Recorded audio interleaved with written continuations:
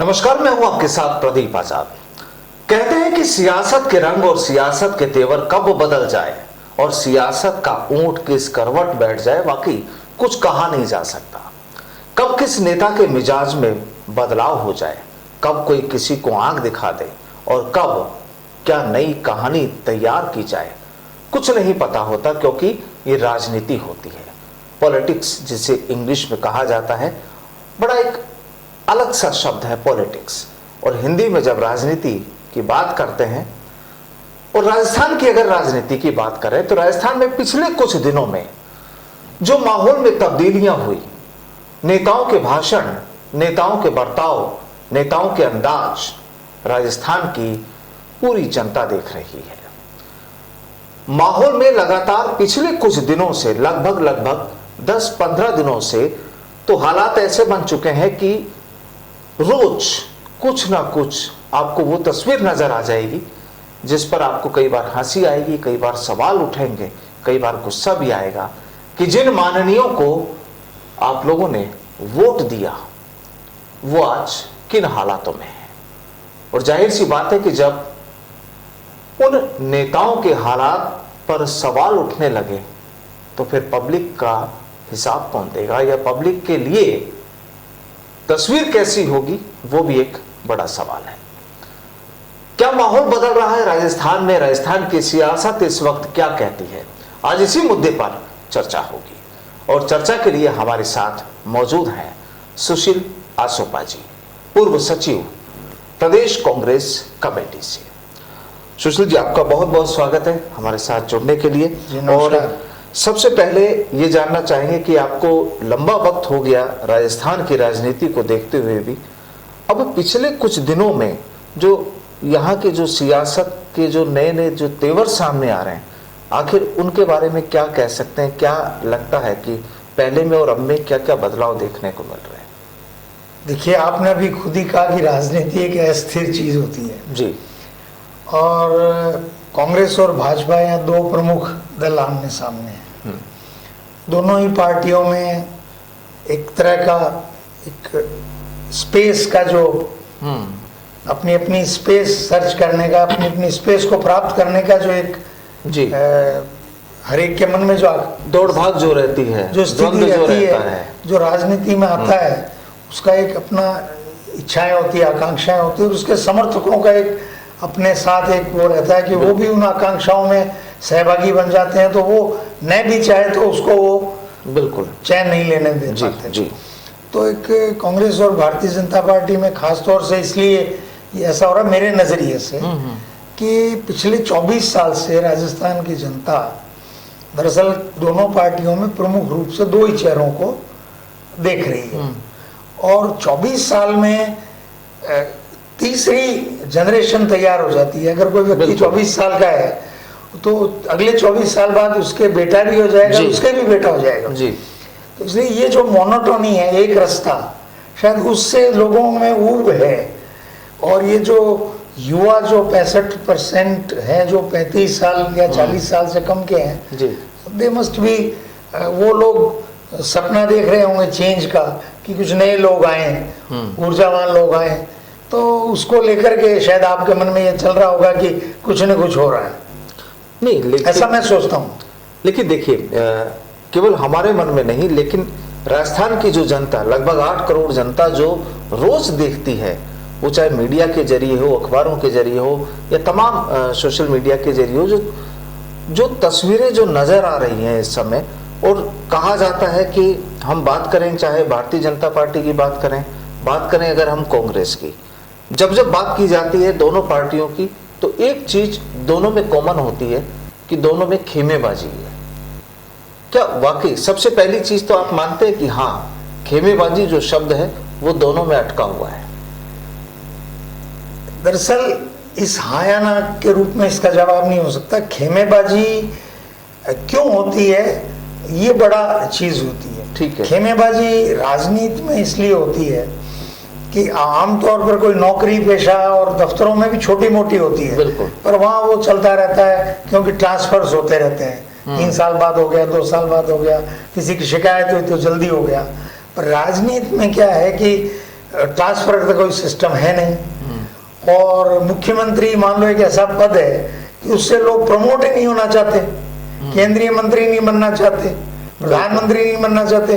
तो राजस्थान में अब वो जो लोग हैं जिनको आप भी समझते हैं कौन दो लोग हैं, वो प्रमोट ही नहीं होना चाहते, वो शायद ऐसा लगता है कि मुख्यमंत्री ही रहना चाहते हैं। तो इसलिए जो दूसरे लोग मेहनत करते हैं, क्योंकि कोई भी पॉलिटिकल सिस्टम में अच्छे लोग काम करें, उनको अवसर मिलना चाहिए, और वो अवसर जब नहीं मिलता है तो निश्चित रूप से हाँ या ना, इस तरह की एक जिसको आप खेमेबाजी कहते हैं, वो ये हाँ या ना, मैं छोड़ूंगा नहीं, या दूसरा कहता है अभी, या उसके लोग कहते हैं, दूसरा नहीं लोग ही कहने लग जाते हैं। तो मैंने अभी पहले आपको ओपनिंग रिमार्क में कहा कि एक थकावट सी आ जाती है, यानी बदलाव होना जरूरी है, आपका कहना ये है।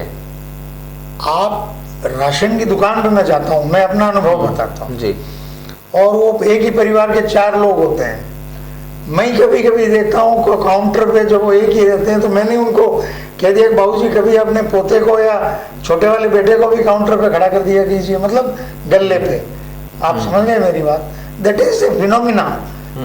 मैं आई एम 63 ईयर्स ओल्ड जी जी, मेरी खानदानी जमीन है गंगानगर में।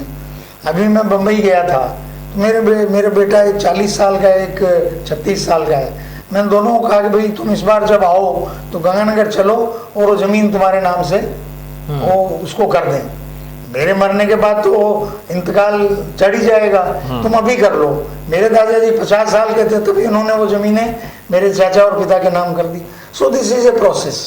और एक और बात है, अगर पॉलिटिकल पार्टी ने किसी नेता को बहुत कुछ दिया है, तो उस नेता को इस बदलते युग में ये देखना चाहिए, अगर वो उस पार्टी के प्रति वफादार है, उस पार्टी के नेतृत्व के प्रति वफादार है, आइडियोलॉजी के प्रति वफादार है, डेमोक्रेसी के प्रति वफादार है, जनता की भावना के प्रति उसके मन में इज्जत है, उसको देखना चाहिए कि मुझे निरंतरता बनाए रखने के लिए अन्य लोगों को आगे आने देना है, मुझे आगे जाना है।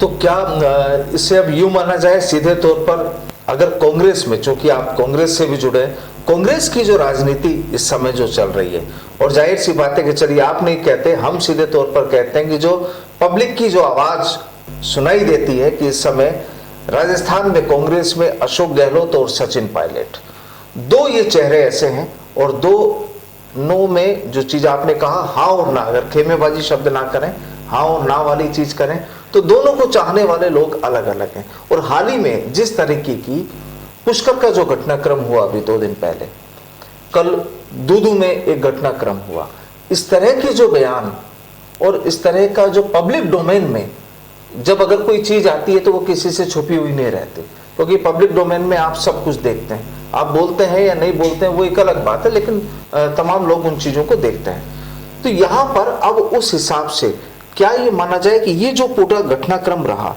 ये क्या ठीक था? क्या हम किसी पर अगर कोई आरोप लगाते हैं तो उसके पीछे भी कोई वजह होती है?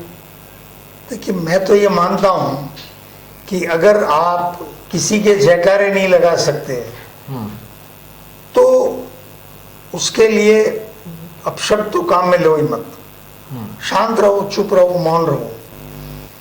ऐसा बड़े नेताओं ने भी समय समय पे कहा है। सचिन पायलट ने भी अभी कुछ दिन पहले दौसा में एक प्रोग्राम के दौरान कहा। देखिए, सचिन पायलट का जब आप नाम लेते हैं तो सचिन पायलट, मैंने अपनी 34 इयर्स की नौकरी में भी और 9 साल से कांग्रेस में भी, ही इज अनपैरेलल लीडर।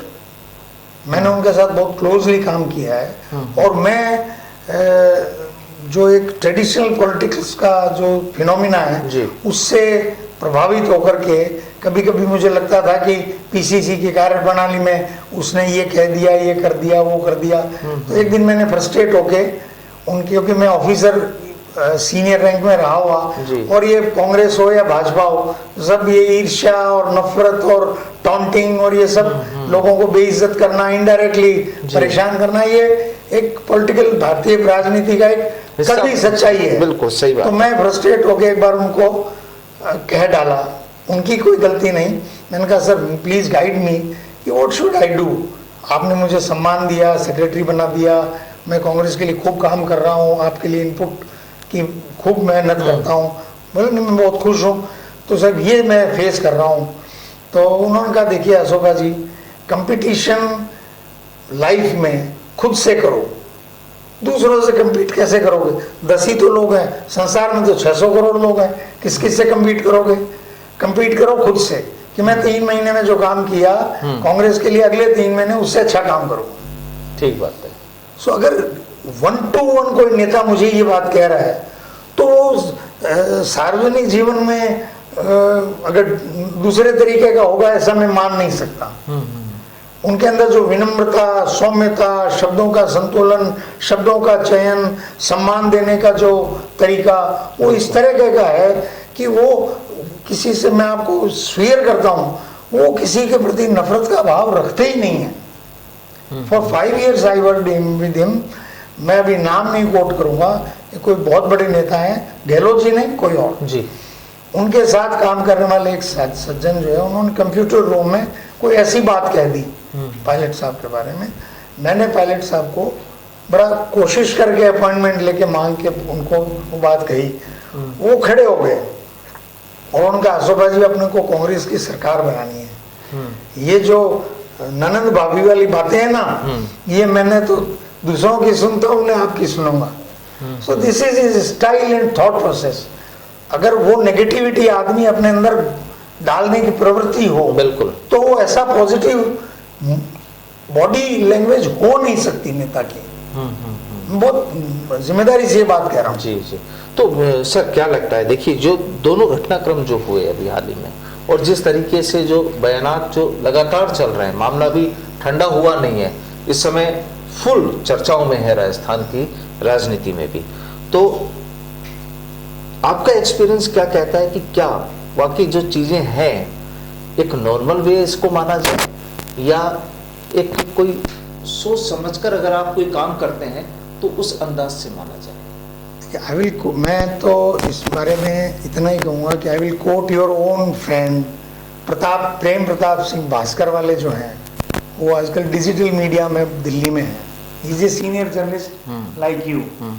तो उनका ट्वीट आया है कि सचिन पायलट के विरुद्ध षड्यंत्र फिर शुरू हो गए हैं। कल ट्वीट आया था विच हैज हेवी रीच जी। पर मैं निजी तौर पर ऐसा मानता हूँ कि पॉलिटिकल सिस्टम में कुछ न कुछ बिहाइंड दी कर्टेन जो नहीं दिख रहा है और वो हो रहा है, उस होने की कोई संभावना दिखाई देती है। तो कुछ न कुछ टर्बुलेंस, उथल पुथल आपको यानी कुछ न कुछ तो है, तभी ये सारी चीजें तैयार हो रही हैं। ऐसा क्या पता कुछ हो रहा हो, ऐसा होने की संभावना हो जिसके चलते ये कुछ हो रहा हो कि भाई क्या हो क्या नहीं हो, कौन क्या हो रहा है क्या नहीं हो रहा है।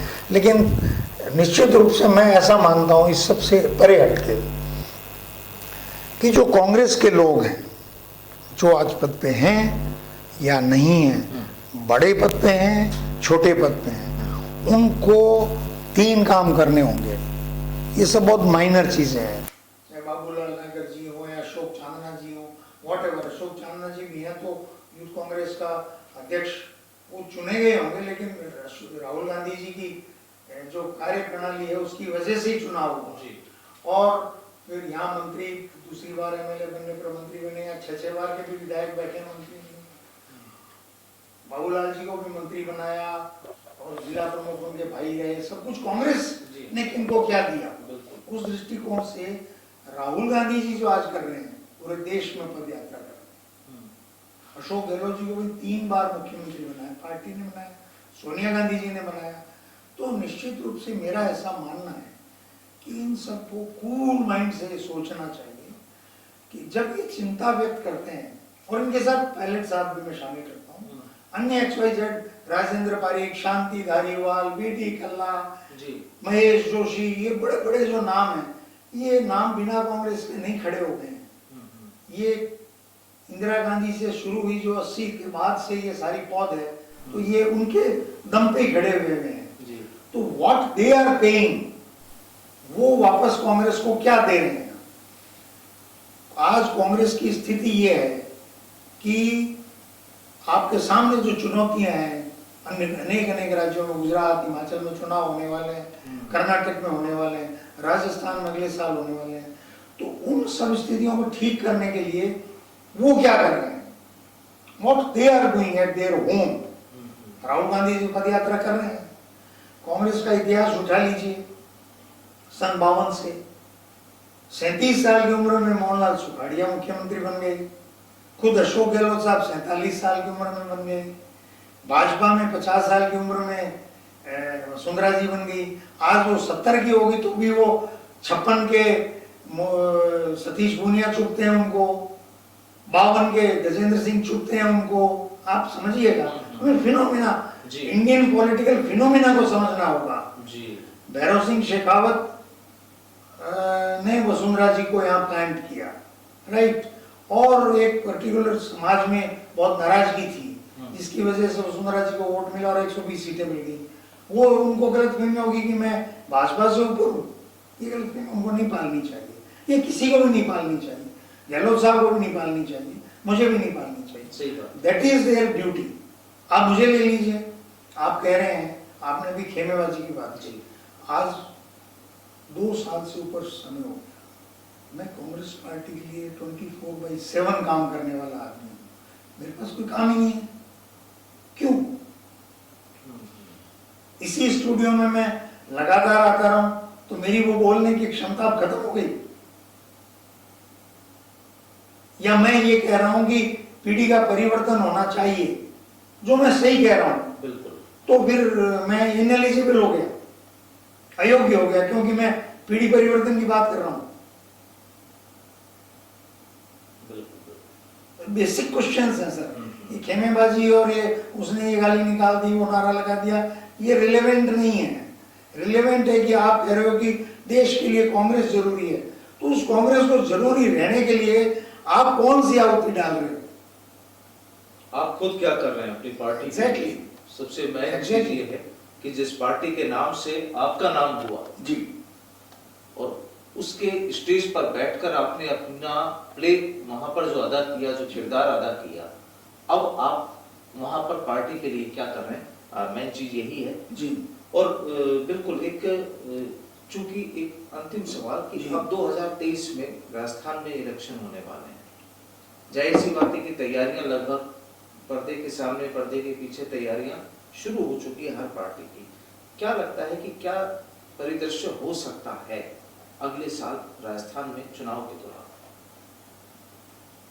देखिए, मैं इतनी देर आपसे जो बात की है वो बिल्कुल साफ गोई से और पैरा पॉलिटिकल बात की है, पॉलिटिक्स से हटके बात आपसे मैंने की है ना। मुझे जो समझ में आता है वो ये है कि जैसा न्यूज़पेपर्स में भी पढ़ रहे हैं और राहुल गांधी जी ने इशारे किए हैं कि भाई मैं अध्यक्ष नहीं बनूंगा, और अगर अशोक गहलोत साहब कांग्रेस के अध्यक्ष बनते हैं तो निश्चित रूप से उस कुर्सी पे बैठने के बाद वो भी चाहेंगे कि उनके होम स्टेट में सरकार रिपीट हो। और सचिन पायलट जी तो लगातार कह ही रहे हैं कि हमें जो कुछ है राजस्थान स्ट्रॉन्ग बेस है, और सचिन पायलट जी यहाँ मुख्यमंत्री बने जैसा बहुत सारे विधायकों ने भी कहा है, खिलाड़ी लाल बैरवा ने कहा है, मलिंगा भी आए थे उन्होंने कहा है, और की तो लगातार कह रहे हैं। तो वो कॉम्बिनेशन जो है वो राजस्थान में कांग्रेस के लिए बड़ा strong combination. Bharatiya Janata party का जहाँ तक प्रश्न है, मुझे बड़ा समझ में आता है कि नरेंद्र मोदी और अमित शाह एक स्ट्रॉन्ग कॉम्बिनेशन है फिलहाल भाजपा के लिए जी। और वो जिन वसुंधरा राजे जी ने 2 बार उनको हार तश्तरी में सौंपी जी, उस हार को वो भूलने वाले लोग नहीं है, क्योंकि पार्टी का एक तरह से अपमान हुआ। अब वसुंधरा राजे जी चूंकि 4 बार टिकट बांट चुकी हैं, 2003, 8, 13 और 18, तब उनकी एक लॉयल्टी का एक ग्रुप बना हुआ है। उसके चलते वो जहां भी जाती हैं वो पुराने टिकटार थी और पुराने कोई जिला परिषद लड़े हुए उनका एक 150 का इकट्ठा कर लेती हैं।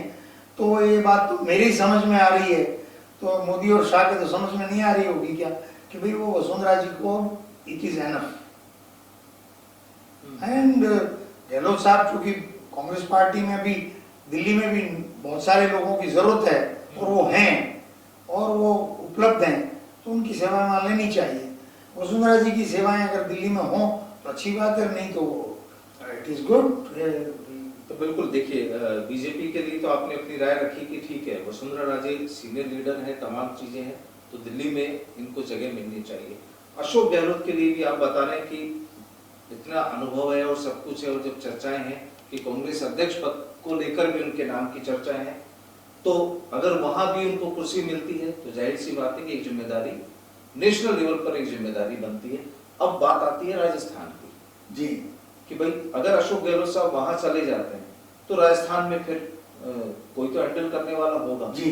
अब वो हैंडल करने वाला कौन हो, क्योंकि इसके पीछे भी जी, फिर नई नई कहानियां शुरू होंगी, फिर लड़ाई झगड़े होंगे, क्योंकि राजनीति है। नहीं देखिए, एक स्वाभाविक जो नेतृत्व है हाँ वो 2018 में 3 दिन तक जो मुख्यमंत्री बनाने को लेकर दिल्ली में चला, जी। और वो जो तस्वीर राहुल जी के दोनों तरफ गहलोत साहब और पायलट साहब की दिखाई दी, वो अपने आप में इससे ज्यादा कुछ प्रमाण मांगती नहीं है कि भाई गहलोत साहब जाएंगे तो पायलट साहब आएंगे। और एक बात, मैं तो कितने ही विधायकों से मेरी बात होती है डायरेक्टली और इनडायरेक्टली, वो ये है कि वो जो 21 से 100 वाली जो मेहनत है वो इस राजस्थान में 52 से लेके आज तक अपनी सरकार लाने के लिए, चाहे ला पाए और नहीं ला पाए हो या ला पाए हो, तो वो सस्टेन्ड 5 साल तक लगातार एक ही फ्रीक्वेंसी से, एक ही वेवलेंथ पे उतनी मेहनत किसी नेता ने की नहीं है। और ये जो जनता है, इसकी एक बड़ी खास खूबी है साहब लोकतंत्र में, ये पीड़ित व्यक्ति के साथ खड़ी रहती है। किसी को कोई पीट रहा है निरपराध को, तो वो उस पीटने वाले पे गुस्सा करती है, अगर बस नहीं चल रहा तो दूर खड़ी रहती है, लेकिन मौका आने पर उसके पक्ष में सबक जरूर सिखाती है। सचिन पायलट के साथ वही हो रहा है इस पूरे प्रदेश में। मतलब उस बेचारगी के दृष्टि से बेचारा नहीं कह रहे हैं, कोई भी किसी का कुछ छीन गया, बोले इस बेचारे ने बहुत मेहनत की, इसके साथ न्याय नहीं हो रहा। दिस इज वन, एक बार राजस्थान की जनता उनको एक टर्म देना चाहती है, क्योंकि वो टर्म इस बार मिला नहीं। हो सकता है अगर मिल गया होता तो आज उनकी भी आलोचनाएं बहुत सारे मुद्दों पे हो रही होती, लेकिन अभी अगर वो मुख्यमंत्री बनते हैं तो उनके साथ एक टैग जुड़ेगा। इनको बेचारे को पूरा समय नहीं मिला, एक बार इसको मुख्यमंत्री बनाएंगे, और 6 साल बाद जो चुनाव होगा 28 में, उसमें अगर सचिन पायलट जी परफॉर्म करेंगे, अपनी यही छवि बनाए रखेंगे, तो वो जब होगा जो होगा सो होगा। ये मेरी तो मान्यता यही है। तो बिल्कुल कुल मिलाकर देखिए, कहानी ये कि सुपा साहब का कहना भी ये, और जिस तरीके से बताया कि राजस्थान की जनता की सोच कैसी है कि वो पीड़ित के साथ होती है, और अगर बस चलता है तो पीड़ित को परेशान करने वालों को वो सबक भी सिखाती है, और नहीं तो ठीक है, जब चुपचाप रहती है और जब वक्त आता है तो फिर उस हिसाब से कार्रवाई की जाती है। लेकिन कुल मिलाकर कहानी ये कि हाँ, अब सचिन पायलट को, अगर अशोक गहलोत दिल्ली जाते हैं तो सचिन पायलट को राजस्थान का जिम्मा मिलना चाहिए, ताकि उन्होंने जो कांग्रेस में जो मेहनत की, जो 21 से और 100 तक की जो मेहनत की, उसका भी उन्हें रिजल्ट या गिफ्ट इसको कह सकते हैं। नहीं, ये मैं इसको भी साहब दूसरे तरीके से देखता हूँ। ये जो आप मतलब सम्माननीय पत्रकार लोग हैं, ये जो कुर्सी की बात कहते हैं, मैं बिल्कुल इसके, मैं आई एम ए नेहरूवियन कांग्रेसी जी, मैं नेहरू को फॉलो करता हूँ, जीता भी हूँ नेहरू को, बहुत सिंपलिसिटी से। मेरा एक नहीं, कुर्सी क्या, राज क्या, सेवा है। आप देखिए, मुख्यमंत्री हो या प्रधानमंत्री हो, इनके घर की बिजली मेरे और आपके टैक्स से चलती है साहब, बिल्कुल, है ना। तो लोग इस बात के लिए वोट कभी नहीं करते कि आपने सड़कें कितनी अच्छी बना दी, अस्पताल अच्छे बना दिए, खराब बना दिए, पुल बना दिए, ये कर दिए, वो कर दिए। नो, वो तो जनता जानती है भैया तो ये क्या कर रहा है, ये तो मेरे ही पैसे से हो रहा है ना। मैं तो जो कर्जा ले रहे हो तुम लाखों करोड़ रुपए का हमारे लिए, उसका ब्याज का पैसा भी मैं टैक्स से चुकाता हूँ। तुम्हारी बिजली में जलाता हूँ भैया, तुम्हारा एसी पंखा, तुम्हारे बच्चों को स्कूल छोड़ने जो सरकारी गाड़ी जाती है उसका पैसा भी मैं ही देता हूँ। तुम अपनी पार्टी कैसे चला रहे हो, तुम पार्टी के लोगों को महत्व कितना दे रहे हो, सम्मान कितना दे रहे हो। क्योंकि गांव में वो कार्यकर्ता जब जाता है तो या तो गाली निकालता है अपने मुख्यमंत्री को, या अपने नेता प्रतिपक्ष को, या शाबाशी देता है। उससे वो ओपिनियन बनती है भाई ये अच्छा आदमी नहीं है। अच्छे आदमी के साथ जो बुरा करता है उसको कोई अच्छा नहीं कहेगा। ये तासीर है जनता की। बिल्कुल, ये और शायद इसे ही वक्त का तकाजा भी कहा जाता है। और वापस वही चीज की वक्त बदलता है, माहौल बदलता है, पब्लिक की राय बदलती है। लेकिन इस समय राजस्थान की जनता की जो एक राय है, जो अशोका जी का भी सीधे तौर पर कहना है कि वो बिल्कुल साफ है कि जो जिसे मौका मिलना चाहिए उसे जरूर मौका देना चाहिए, ताकि जो जिम्मेदारियां हैं और जो कहा जाता है कि आपने पार्टी के लिए क्या किया, तो यहाँ पर उन्हें कुछ करने का मौका भी यहाँ पर मिले। बहुत बहुत शुक्रिया अशोका साहब हमारे साथ जुड़ने के लिए। आज के लिए फिलहाल इतना ही, फिर मुलाकात होगी एक अलग शख्सियत से। फिलहाल के लिए नमस्कार।